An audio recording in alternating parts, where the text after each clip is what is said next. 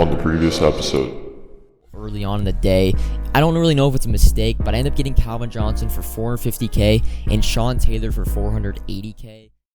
What is up, YouTube? Welcome back to the channel, episode 31 of the No Money Spent, and right away we're gonna get into it. I completed the yard missions to get an 88 overall ultimate kickoff player. These missions were really easy. All you need is 50,000 credits and you have to buy a uniform, and then the stats needed are 9 TDs, 400 yards, 3 touchdowns in one game, and 1 interception with your player. It took literally 20 minutes, and you're actually going to see you get an ultimate kickoff pack as well, and I happen to get lucky in pulling 88 Michael Brockers as well as the other 88. You can choose from any player you want.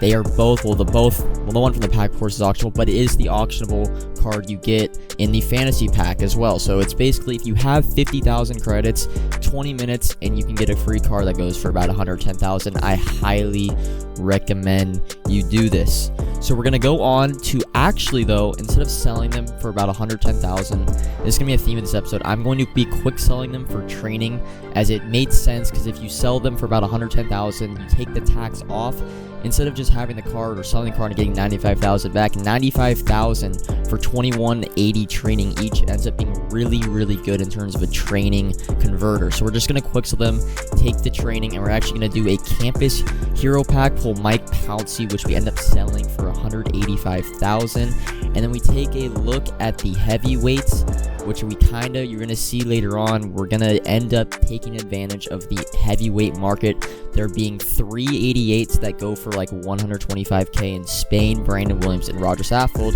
and there being an 88 Conklin that goes for about 190, and a Montez Sweat 89 that goes for about 220,000. And you're going to see this is Thursday night, or Thursday night.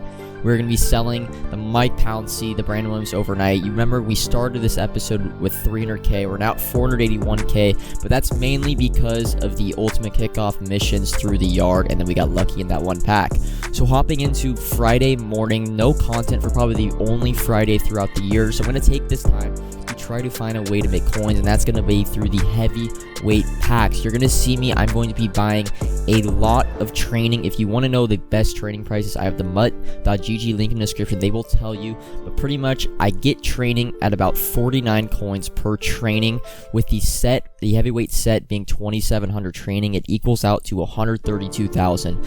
With a couple of little snipes, as you can see, I'm buying 85s for 35K and under, 83s for under like 16K, and 87s for under 80.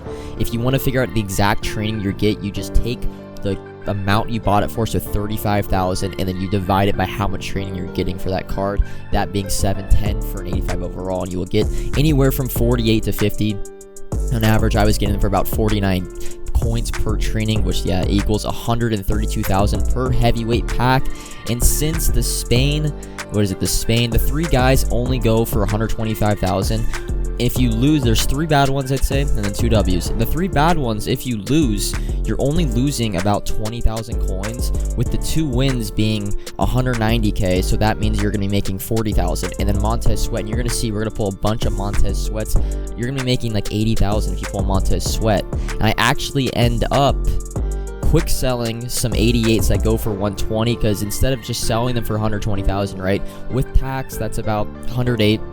108 and 109,000 for an 88 is not a bad training converter. Ends up being about 50 training per, so a little more. So we're gonna quick sell and kind of reroll, and you're gonna see at the end of this, here are all the training deals that I basically got. I was basically sniping for an hour. This method really does not take a lot of time. The longest time it's gonna take is you actually selling the cards on the market, because you want to get a good price for them. But the sniping part is really easy, and as you can see, we have 173,000, and I still have 3 Montez Sweats to sell.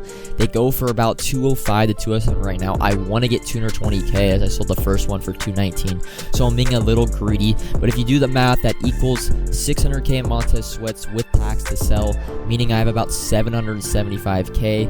We logged in on Friday morning with 480K, so we made about 300,000 in basically an hour or 2 of sniping cards and trying to sell the heavyweights. But now, this is what this main episode is going to be about, a little commentary. We're gonna look at my team, and in terms of value wise of my team after a month of playing, if I were to just the coin evaluation of all the sellable cards I have in my team, which isn't a lot actually, because I do have a lot of nats, is about 2.7 million.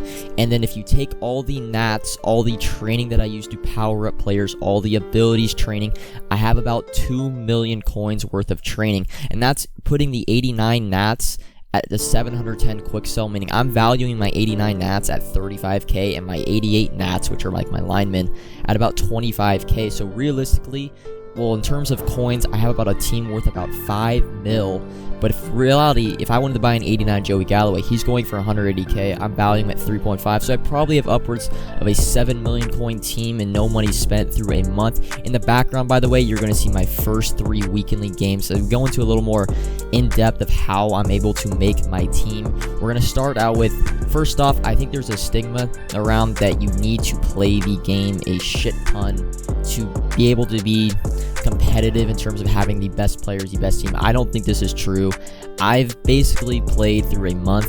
I've played about 120 games. I play 35 games a week, and 25 of those are weekend league, which half of them are quit outs.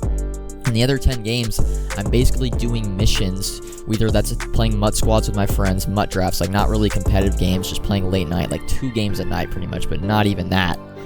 But yeah, the key to no money spent, I mean not no money spent, but just any team in general, but especially no money spent, I think, is you need to build your foundation in the first 2 to 3 weeks, which will basically set you up for the rest of the Madden year.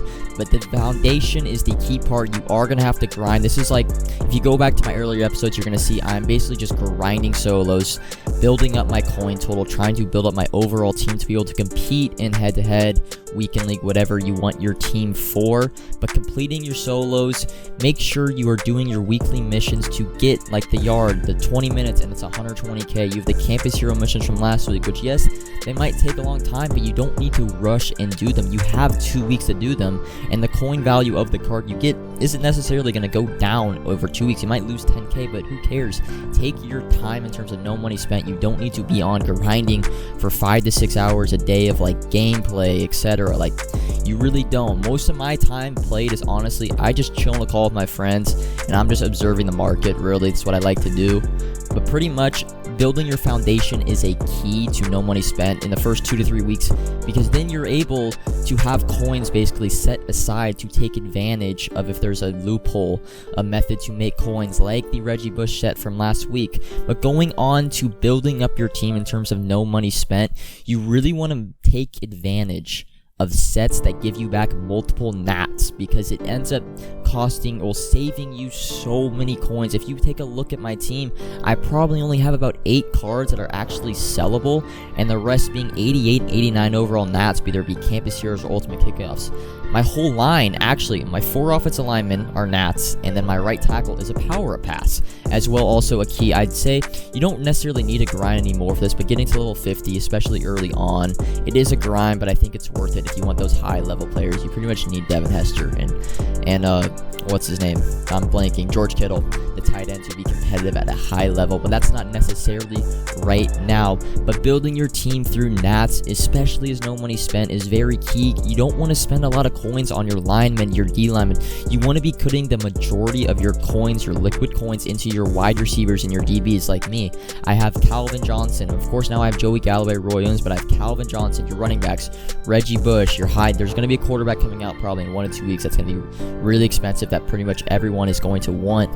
But having your team have nats at positions you don't want to spend your coins on is just really key. It saves you so many coins, so you're able to buy any player you want at key positions like wide receiver, running back, cornerback, safety. But moving on to, once you basically have a solid team, right now for no money spent, I'd say 83-84 is good enough to play online and have an enjoyable experience. I would start to keep, and I always say this, 150 to 200k should always be in your account at any time, preferably 300k, just so when there is a coin opportunity to where you can double, triple your coins in a little time, you don't have to panic and sell a player and just lose out on tax. You will always have 250 to 300k lying around, so we're able to use those coins and make more coins. Of course, the more coins you have, the easier it is to make. So that's the basis, I'd say, of no money spent. I mean, my weekly process is Thursday through Saturday, weekend league games, and then Monday through Wednesday I play a couple of head-to-head games. In terms of managing my coins, I pretty much am saving up from Monday to Thursday going into Friday, and then during the weekend, like Friday, Saturday, I might try to make coins, but I'm mostly focused on just weekend league gameplay. So I don't really focus too much on terms of one area, but in terms of buying and selling players, I'd say generally there's not a specific time. Of course, like if there's a promo out that came out by surprise, the market has just completely crashed. If you have coins, of course, capitalize that. But I'd say the only really time to buy and sell in terms of anything is training. I really suggest buying training on Saturday mornings when Legends comes out. That's usually when training is the cheapest. Now, moving on to next week, what I'm planning ahead for. I have a feeling based on the Mutt Leaks pack animations they released about a month ago. I think Team Diamonds are dropping this upcoming Friday, so a week from today. So I would start to hold on to some high golds, maybe save a little coins. Come next week, like Tuesday and Wednesday, before they start to hype up the Team Diamonds, maybe still have some players that you know you aren't going to want in about a week's time that still hold a good price. But that's going to be this episode. You saw I went 3-0 my gameplays. It was very, very easy. Usually in my first 7-8 games. I tried to get a 4th game. I ended up just calling it a night and just chilling a call with my friends, watching some 2K, the new 2K22. But that's going to be all for this episode. A little different, just talking about how I manage my coins, how I'm building my team. I'm going to continue to do more of these type of episodes as content maybe will slow down. I don't have many gameplay videos. But that's going to be all for this episode. Don't be afraid to like, subscribe, comment if you have any questions. And until next time, peace.